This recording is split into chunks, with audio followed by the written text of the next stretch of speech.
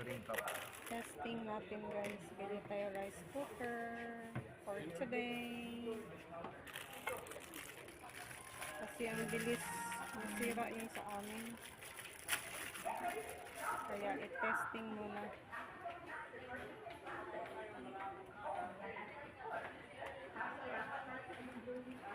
Ilang cups ang kasya dyan, bossing? 5 cups ma'am. 5. Okay, very good.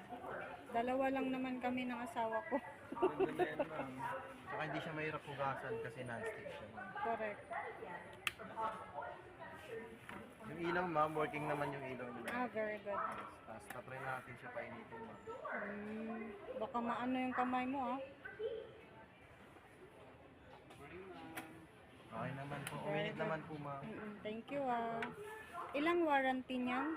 30 days replacement po ma'am 30 for days. any factory defect po, then 1 year warranty po. Sa 1 year replacement po warranty. natin na 30 days ma'am, tatabi nyo lang po kung anong nakalagay sa box.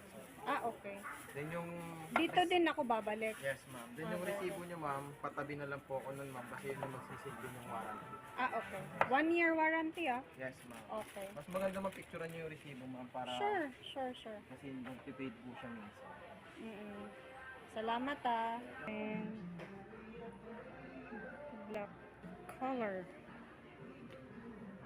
Thank you.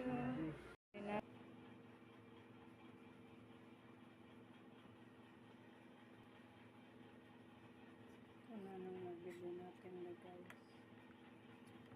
Rice cooker.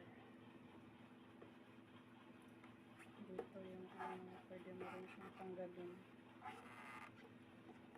Kung gusto mo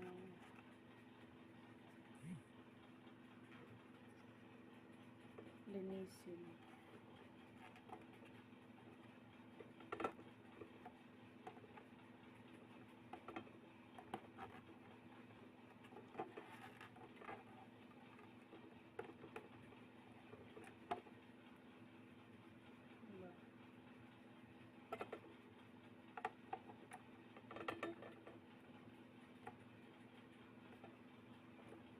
Tapos ito yung mag-steam ka.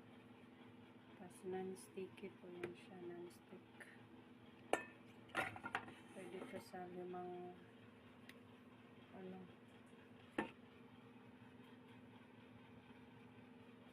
yung sa measurements, dalawa lang naman kami. Tapos sara mo lang. Tapos dito yung sa singaw niya, pwede mo rin siyang hugasan tapos tanggalin. Ayan.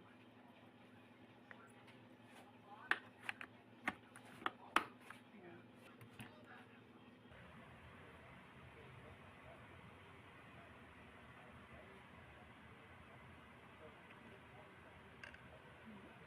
Warm na guys.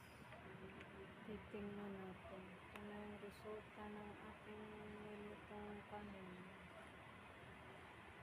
Very good.